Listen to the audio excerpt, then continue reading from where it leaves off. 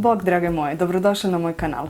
Danas za vas snimam malo drugačiji video i to ponukana idejom da neke stvari koje već imam kod kuće i koje nisu primarno make-up stvari iskoristim upravo u svrhu make-upa. Da budem određenija, dakle odlučila sam isprobati da li običan baby puder može zamijeniti puder u prahu, make-up puder u prahu. Nisam prva naravno koja je to palo na pamet, ali evo željela sam isprobati dakle na vlastitoj koži da li to funkcionira. Prije nego vam pokažem demo, želim vam reći sastojke. Dakle, to je bilo ono što je mene prvo zanimalo. Dakle, koji je glavni sastojak pudera u prahu koji služi za fiksiranje prije svega dakle područja ispod očiju, a naravno možete zapravo fiksirati i cijelo lice ukoliko to želite. Najčešće koristim, a to ste već mogli vidjeti u nekim od prošlih videa, Art Deco Fixing puder, odnosno dakle puder za fiksiranje koji je transparentan i mat. Isto tako, ako sam raspoložena dakle za puder koji ipak nije full mat, onda ću koristiti Make Up Factory, dakle isto puder u prahu, ali koji u sebi ima sjajne reflektirajuće čestice i njega neću koristiti za cijelo lice, njega koristim dakle samo na području ispod očiju. E sad, ono što je dakle najbitnije je to da i jedan i drugi ovaj puder kao glavni i osnovni sastojak imaju talk. Potpuno identičan dakle sastojak je i u baby puderu kojeg ću danas koristiti, ovom Bekutanovom baby puderu koji je isto kao i Art Decov, dakle bijeli odnosno transparentni i mat. Upija prekomjernu vlagu i štiti kožu od pojave crvenila, osobito u dijelu prepona. Dobro, naravno, kad je dječji puder. Nanosi se na suhu i čistu kožu, prikladan je i za odrasle čija je koža podložna crvenilu. Dakle, ako je dobar za bebe, nema šanse da nije dobar i za odraslu osobu. Za Art Decov puder je samo navedeno dakle da je to fiksirajući puder koji kamuflira nedostatke i koji je vodootporan. E pa sad da ja puno ne dužim, uskoro krećemo dakle na demo da vidite kako to izgleda. A ono što sam samo htjela reći, dakle prije svega bitna razlika u cijeni je dakle između ova dva proizvoda. Ovaj puder, baby puder ćete platiti nekakvih 15 kuna, 15-20 kuna, dok je Art Decov puder, mislim, blizu 100 kuna. Dakle, poprilična razlika u cijeni, s time da naravno baby pudera dobijete 100 grama, a ovog Art Decovog pudera ćete dobiti samo 10 grama. Ali dobro, ajmo mi prvo vidjeti da li cijela stvar u praksi funkcionira, pa ćemo onda dakle donijeti konačnu odluku. Na lice sam stavila Dior Skin Forever puder i fiksirala sam dakle ovaj dio oko ustiju i čelo Rimmelovim puderom u kamenu, a sad idemo staviti korektor i idemo ga probati fiksirati dakle baby puderom. Koristit ću ovaj LA Girl Pro Concealer u nijansi Porcelain i dakle nanijet ću ga na predio ispod očiju.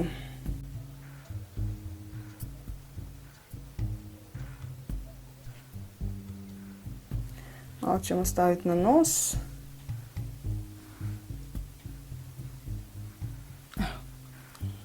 Čisto da malo i posvijetlimo lice.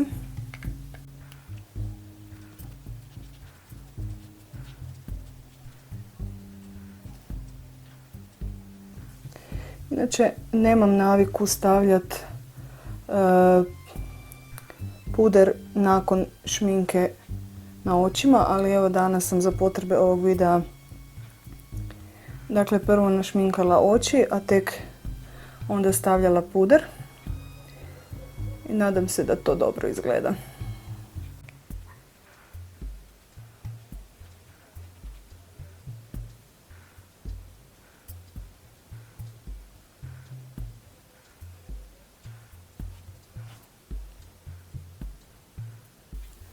Malo ću si pomoći prstima da se korektor bolje stopi sa kožom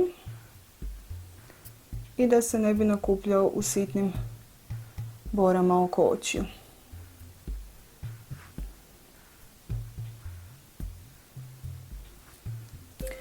Sad ćemo koristiti dakle baby puder.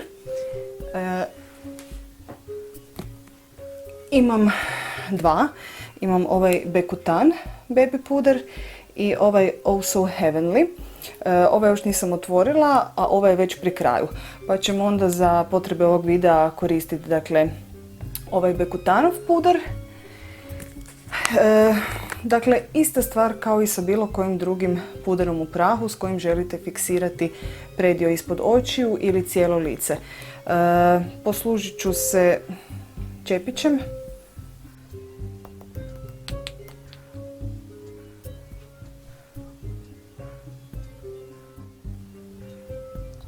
Koristim baking metodu. Dakle, na predio lica gdje sam nanijela korektor nanosim beauty blenderom i puder u prahu, odnosno baby puder, pa ćemo vidjeti da li će se ponašati isto kao i običan puder u prahu. Mislim da mi se kamera ugasila na moment i zato niste vidjeli cijeli postupak, ali dakle, poanta cijele priče je, dakle,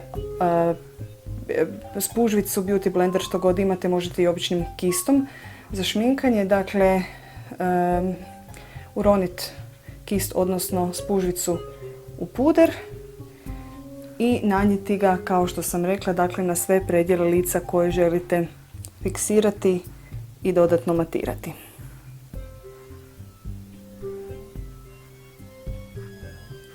Tako. Za to vrijeme, sad dok puder sjeda na kožu i dok se vrši takozvano pečenje, kuhanje ili ti baking metoda, ja ću iskoristiti dakle, to vrijeme da ostatak lica konturiram. Za konturiranje koristit ću ovu Freedom Pro Storb paletu. Stvarno je odlična paletica, ovako ona izgleda.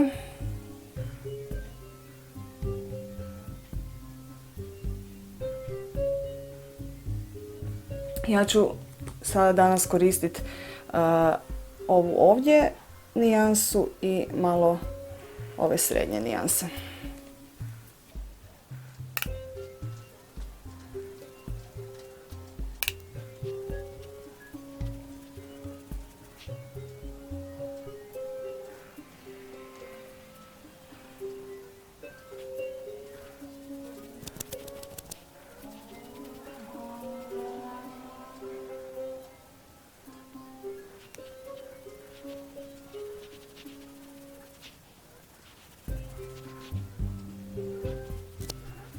Evo tako. Sad kad smo licu dali malo konture i malo topline, vrijeme je da ovaj baby puder maknemo s lica.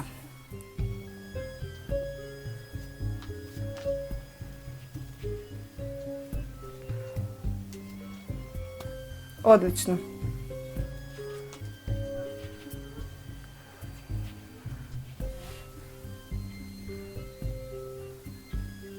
Ja mislim da izgleda super. Mislim da izgleda super i da ne znate da sam koristila baby puder. Nema šanse da uopće pomislite da je korišteno bilo što drugo osim normalnog pudera ili u kamenu ili u prahu.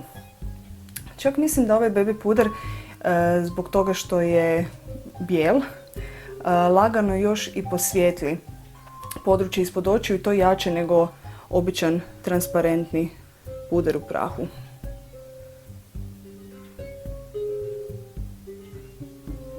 Baby puder možete koristiti umjesto fiksirajućeg pudera u prahu. Naravno sve je na vama ukoliko to želite ili ne želite, ali u svakom slučaju ako vam se dogodi ili da ste zaboravili svoj puder u prahu ili da vam ga je ponestalo, a hitno ga trebate, ili da nemate trenutno 100 kuna da kupite dakle, uobičajeni puder u prahu, definitivno baby puder može tu uskočiti i bit će vrlo dostojna zamjena. Ja moram priznati da se meni jako sviđa kako ovo izgleda i zapravo, ne znam, možda bi ovu tehniku trebala ponoviti nekoliko puta, ali ovako na prvu mislim da će od sada baby puder biti sastavni dio moje kozmetičke torbice. Napišite mi ako ste isprobale ovu tehniku, napišite mi za što još koristite baby puder. Ono što ja znam da funkcionira, jer sam već prije isprobala, je dakle umjesto šampona za suho pranje kose, možete ga nanijeti malo na, dakle baby puder malo nanijeti na korijen kose i dobro iščetkat poslije i upiće ovaj višak masnoće. Dakle, skratit će vam, odnosno produžiti jedan dan više da kosu ne morate prati. I koristila sam ga i to prije par godina već, po ljeti. Sretnice među vama koje nemaju problema sa kilažom, odnosno koje nemaju problema sa jačim nogama, dakle one ne znaju o čemu pričam, ali one među vama koje imate malo jače noge, kao recimo ja, dakle u ljeti mi se često zna dogoditi ako nosim kratke hlače, odnosno kratke suknje ili haljine, dakle da se koža na bedrima malo tare jedna od drugu, noga jedna od drugu se tare i jednostavno koža pocrveni i bude bolna, smeta. Ne? Onda isto tako uzmite baby puder, malo nanesete na crvenilo koje je nastalo i super, nemate više problema. Mislim da sam rekla sve. Hvala vam na gledanju, vidimo se uskoro u sljedećem videu, a ja se idem još malo gledati jer meni ovo stvarno izgleda super. Bog! Ne možeš vjerovati. O, kako dobro izgleda. I koža je mekana ko bebina guza. I fino miriši ovaj puder. Ups.